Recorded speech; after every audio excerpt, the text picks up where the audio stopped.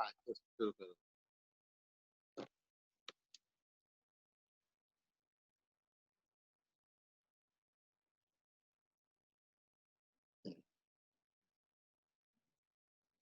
जी मुश्ताक भाई। हाँ, स्टार्ट कीजिए आप। जी जी। नहीं, आप स्टार्ट कीजिए। अच्छा, मुश्ताक भाई अच्छा। की बात बता। हाँ हाँ। जितने भी पार्टिसिपेंट्स हैं ऑलमोस्ट सभी लिटिल थेस्पियन के मेंबर्स हैं और आप लोगों को पता ही है कि मुश्ताक काक साहब का ताल्लुक थिएटर के साथ बहुत गहरा ताल्लुक है और खास तौर पर इन्होंने जो काम किया है थिएटर में एक लंबा सफर है। कल या परसों आप में से जिन लोगों ने इन्हें मुश्ताक साहब को लाइव सुना होगा फेसबुक पे, तो बहुत सारी बातें आपको समझ में आई होंगी कि इनकी जिंदगी में बहुत ही उतार चढ़ाव आए हैं और बहुत ही इंटरेस्टिंग रहा है थिएटर का सफर। थिएटर से लेकर फिल्म तक और फिल्म से लेकर टीवी सीरियल और टीवी प्रोडक्शंस जो बहुत सारा इन्होंने डायरेक्ट किया है, बनाया है। और साथ-साथ कश्मीर का जो बैकग्राउंड है उसको लेकर भी कश्मीरी थिएटर भी, कश्मीरी, डोगरी और भी बहुत सारे लैंग्वेज में इन्होंने प्लेस किए हैं। एक लंबा सफर है और इस तजुर्बे से फ़ायदा उठाते हुए आप लोग जब इनकी बात खत्म हो जाएगी तो हर कोई जिसे सवाल करना होगा वो हाथ उठाएगा, उसको अनम्यूट कर दिया जाएगा और फिर वो अपनी बातचीत काक साहब के साथ रख सकता है। मुश्ताक साहब और ने 100 से ज्यादा नाटकों का ये निर्देशन कर चुके हैं और जैसा कि आप जानते हैं कि संगीत नाटक एकेडमी का अवार्ड इन्हें निर्देशन के लिए दिया जा चुका है। लिटिल थेस्पियन की खुशकिस्मती रही है। यहाँ पे कुछ लोग हैं जो उनके अंडर में बलकान काम कर चुके की हैं। हाँ। औरतें नाटक में काम कर चुके हैं। यहाँ पर चांद्राई नजर आ रही है, हीना है, सागर है। सागर है। सागर ने तो कमाल धूम मचाया था और मैं और अजहर तो थे ही। मेरे ख्याल से अभी था कि नहीं, मुझे याद नहीं आ रहा है। अभी नहीं था। तो इनकी डायरेक्शन में हमने बलकान की अंजू थी। औरतें, क्या हाँ बात कर अंजू रही थी। हैं? तो बलकान की औरतें नाटक इनके निर्देशन में हमने किया है और भविष्य में भी इनके साथ और नाटक हमारे करने की प्लानिंग है। बस तो लॉकडाउन खुले और हम लोग शेड्यूल बनाएं। और जी। इसलिए आप ये मैं चाहती थी कि इस लॉकडाउन में हम मेरे सभी आर्टिस्ट अब ये लाभ उठाएं कि मुश्ताक साहब के साथ गुफ्तगू कर सके, इनके अनुभव को सुने, सीखें और फिर बाद में आप सवाल करें। तो अब ये क्लास मैं मुश्ताक साहब के हवाले करती हूँ। मुश्ताक साहब, आपका बहुत बहुत स्वागत है। Thank you Uma ji, thank you Azhar भाई। जी और सबसे शुक्रिया बढ़कर कि आप हमारे पूरी दरखास्त पे आए, हमारे लिए वक्त निकाला आपने, बहुत बहुत शुक्रिया आपका। नहीं, ऐसी बात नहीं है कि जी। लिटिल थेस्पिन के लिए 24 आवर्स मुश्ताक काक अवेलेबल। जैसे मुश्ताक काक के लिए तुम लोग अवेलेबल रहते हो, वैसे ही मुश्ताक काक आप लोगों के लिए अवेलेबल, खासकर उमा जी के लिए। थैंक क्योंकि यू। उमा जी को तो एक बुलेट अजहर जी तो थोड़ा सा लोचा मार जाते हैं, लेकिन यानी हो मैं अजहर का, उमा का और पूरी लिटिल थेस्पिन की पूरी फैमिली का, तमाम बच्चों का, कलाकारों का, बुजुर्गों का तहे दिल से शुक्रिया अदा करता हूँ कि मैं लिटिल थेस्पिन मुझसे अलग नहीं है या मैं लिटिल थेस्पिन से अलग नहीं हूँ। लिटिल थेस्पिन का मैं हिस्सा हूँ। मैं ये मानता हूँ कि मैं लिटिल थेस्पिन का हिस्सा हूँ और मुझे टाइम वक्त ब वक्त उसके साथ शाना बशाना खड़ा भी होना है और ये मेरी ड्यूटी है। और क्योंकि लिटिल थेस्पिन मेरे लिए भी खड़ा रहता है, लिटिल थेस्पिन मेरे लिए भी खड़ा रहता है, इसलिए ये मेरा भी अवलीन फर्ज बनता है। और कलकत्ता के साथ एक जो जुड़ने का वो एक कनेक्टिविटी बनी, वो अजहर भाई बने हमारे। कश्मीर से मुलाकात हुई एक छोटी सी, और उसमें वो भी अपने में बिजी, मैं भी अपने में बिजी। शाम को ऑडिटोरियम में इकट्ठे होते थे, नाटक देखा, तब एक ड्रामा फेस्टिवल चल रहा था। तो वही शाम को हमारी मुलाकात होती थी, दिन को मैं कहीं दूसरी शूटिंग में इधर उधर व्यस्त रहता था। और उसके बाद उमा जी से मेरी मुलाकात अलका नाटक, जब भारत रंग महोत्सव में कमानी ऑडिटोरियम में ये करने आए तो मैं वो नाटक देखने गया और वहाँ पे मेरी, क्योंकि अजहर भी आए हुए थे तो उमा जी से वहाँ पे मुलाकात, और शायद मेरा ख्याल है नहीं, हाँ, अलका के बाद, उसके बाद मैं लिटिल थेस्पियन के फेस्टिवल में आया। मैं आप बच्चों को ये बताना इसलिए ज़रूरी है कि मैं कहाँ कश्मीर में बैठा हूँ, आप लोग कहाँ कलकत्ता में बैठे हैं, अज़हर कलकत्ता में है, उमा कलकत्ता में है, लेकिन थिएटर ही एक ऐसी चीज़ है और थिएटर में ही ये एक पॉसिबल हो सकता है कि कहीं का आदमी कहीं से मिलता है, एक अंडरस्टैंडिंग्स बनती हैं, एक आपस में रिश्ता बनता है और उसको लेके चलते हैं। और आजकल हम ये रिश्ता ना ना करते भी 5-6 साल से ज़्यादा ही हो गया होगा कि हम निभा रहे हैं दोनों तरफ से, और यह थिएटर में ही स्वाभाविक है। हो सकता है कि क्योंकि थिएटर ही एक विधा है जो आपको मिलाती है और थिएटर ही एक विधा है जो आपको 10 अ, चीज़ों से अलग रखती है, जो खासकर यूथ है। यूथ की प्रॉब्लम रहती है, 5 बजे के बाद यूथ डिस्टर्ब होना शुरू हो जाता है, ट्रैप होना शुरू हो जाता है, दाएँ-बाएँ कहाँ जाए, और यही वो टाइम होता है जब वो किसी नशे का आदी हो जाता है, क्योंकि वो टाइम 5 बजे का होता है और 5 बजे उसके अंदर एक अंतर्द्वंद शुरू हो जाता है कि मैं उधर जाऊँ कि इधर जाऊँ। तब थिएटर में जो बच्चे आ जाते हैं, वो एक सेफ हो जाते हैं, क्योंकि 5 बजे ये जो एक दिमाग में, मन में वो चलती है उथल-पुथल, दाएँ-बाएँ भटकने की, गलत रास्ते पे जाने की, तो वो टाइम रिहर्सल में कट जाता है, 8 बजे तक, और रिहर्सल में थक जाते हैं और घर जाके सो जाते हो, तो आप बच जाते हैं कुछ चीज़ों से। थिएटर डिसिप्लिन सिखाता है, लाइफ थिएटर जीना सिखाता है। अभी अज़हर भाई ने कहा कि मेरे सफ़र के बारे में, वो एक लंबा सफ़र है। वो आप फ़ेसबुक मतलब यूट्यूब पे चले जाएँगे, वो आपको मिल जाएगा, वहाँ से वो सुन लीजिएगा। लेकिन अब हम आते हैं काम की बात अपनी बात पे, क्लास पे। एक्टिंग, एक्टर, पता नहीं पता नहीं क्यों? आप लोग क्यों आ गए एक्टिंग करने, मालूम नहीं। आपको मालूम, आप क्यों आए हैं एक्टिंग करने? किस लिए आए हैं? यही चीज़ क्लियर नहीं है आपके पास।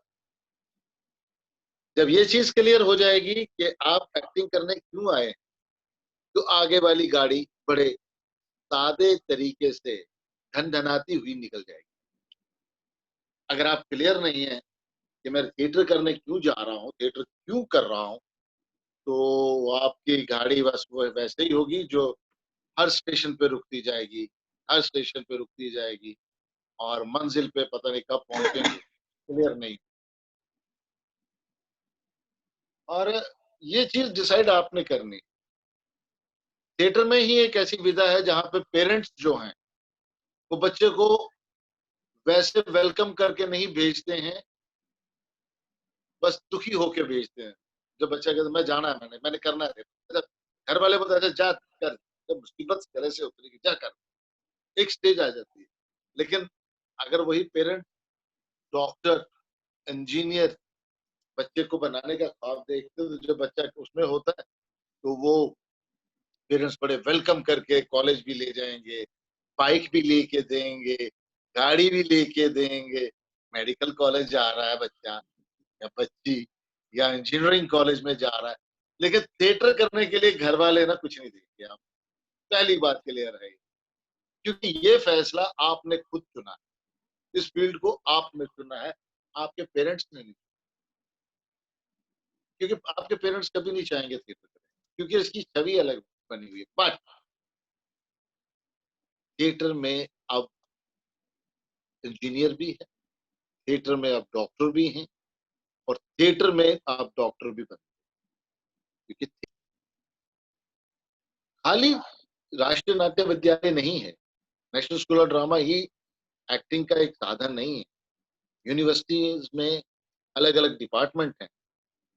आप चंडीगढ़ में इंडियन थिएटर है, लखनऊ में भारतीय नाट्य अकेडमी है, लेकिन कहीं से शुरुआत करने के लिए एक एकेडमिक क्वालिफिकेशन आपके पास आ जाती है।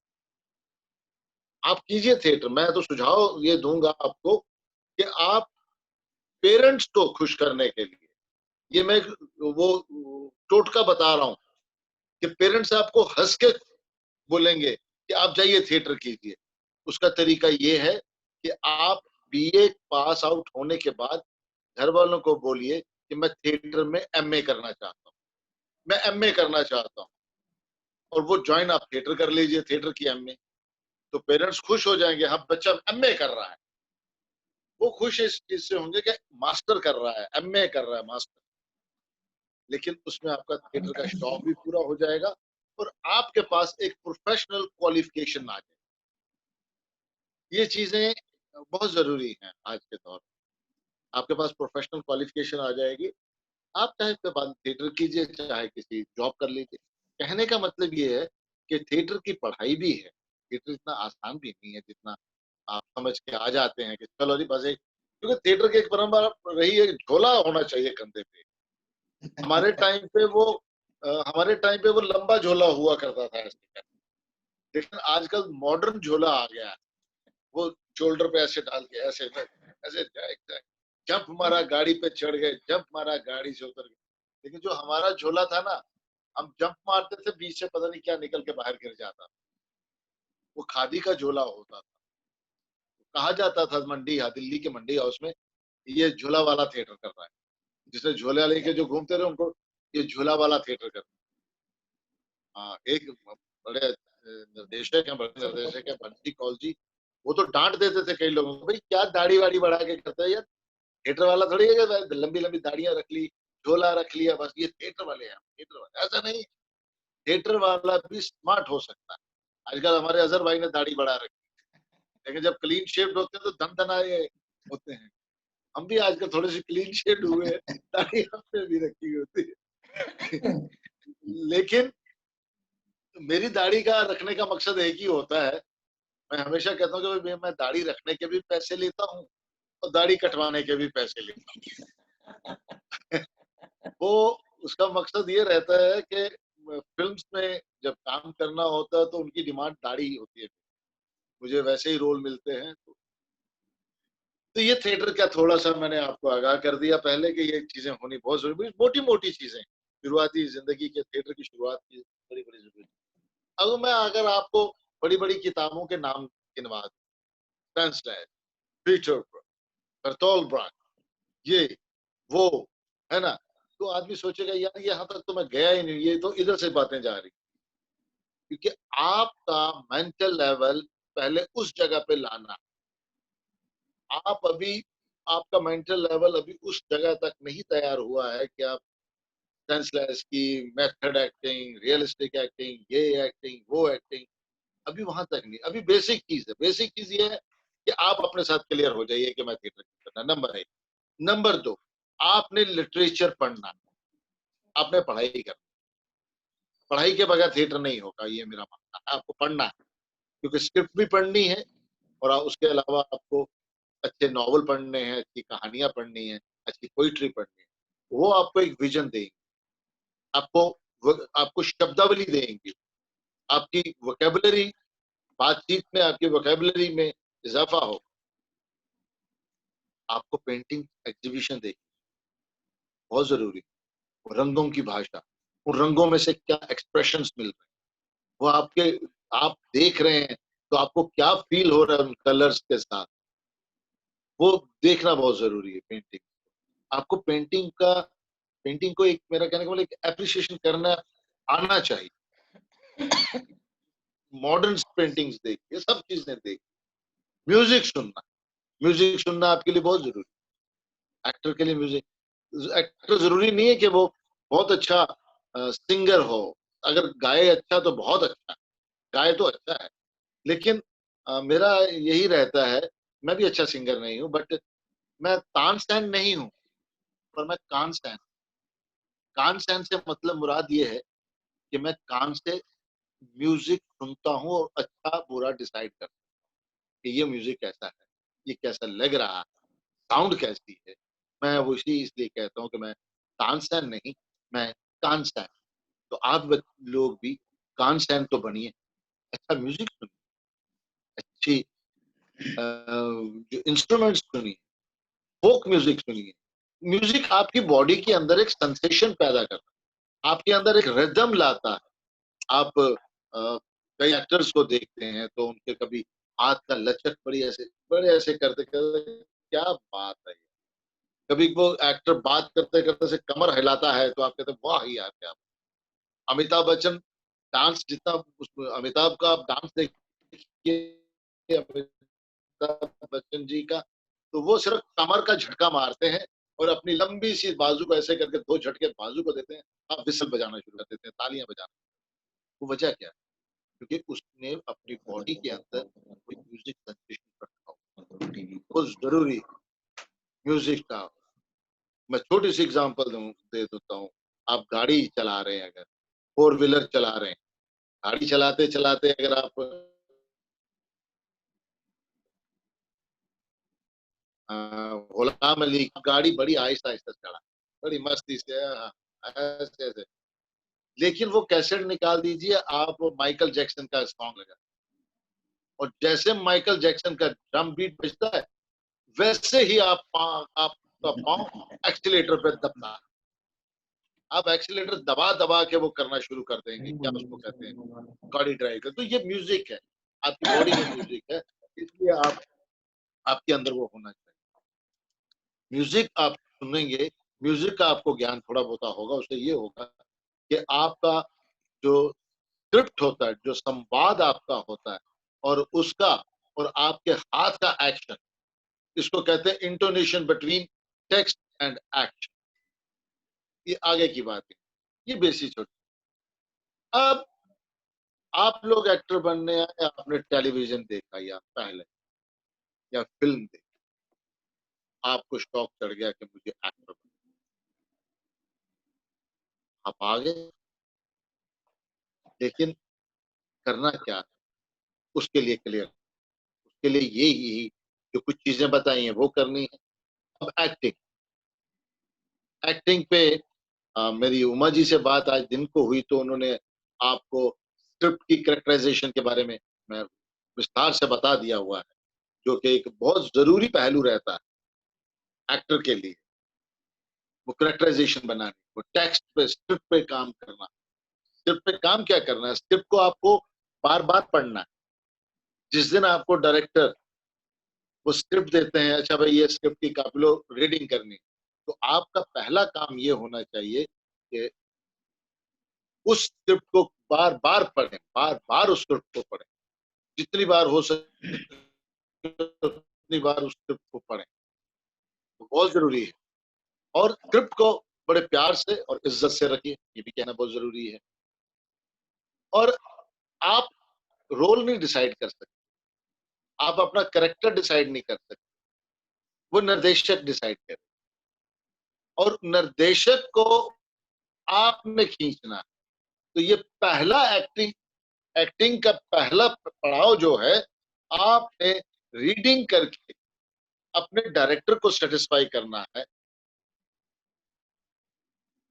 कि मैं ये रीडिंग जो वो कैरेक्टर के आपने वो कैरेक्टर बढ़िया से रीडिंग करके देना है अपने डायरेक्टर।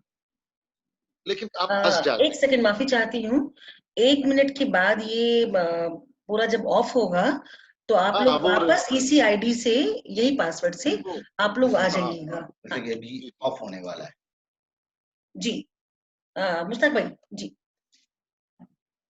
तो वहीं से आपका पहला पड़ाव शुरू होता है और आप अपने स्क्रिप्ट लेके आप अपना आइडिया मत बनाइए, आप पहले डिसाइड मत कीजिए, क्योंकि हर एक का दिल तो करता है कि मेन रोल करूं, हर एक की इच्छा वही होती है। लेकिन अगर मेन रोल करना है तो वैसे तैयारी करके आप डायरेक्टर को दो, डायरेक्टर, क्योंकि डायरेक्टर आपकी रीडिंग में तय करता है, डिसाइड करता है कि इसको मैंने कौन सा रोल दिया। आप ये मत समझिए कि वो नहीं, वो रीडिंग ऐसे ही होती है।